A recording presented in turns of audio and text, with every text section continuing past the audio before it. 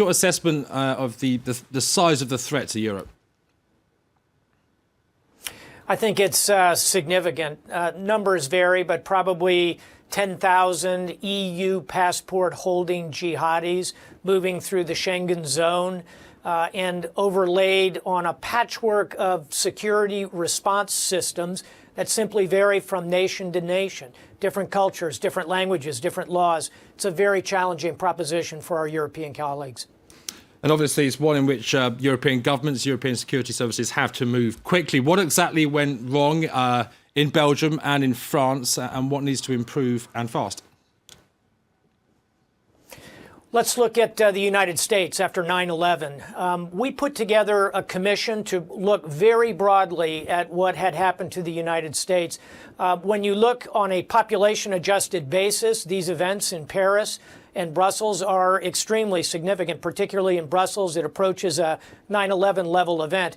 I think a very holistic view needs to be taken about sharing intelligence, using biometrics, assessing social networks very aggressively, deciding on level of surveillance in the electronic world. These are enormously sensitive topics, but they'll have to be addressed if Europe is going to present a holistic security presence to its people.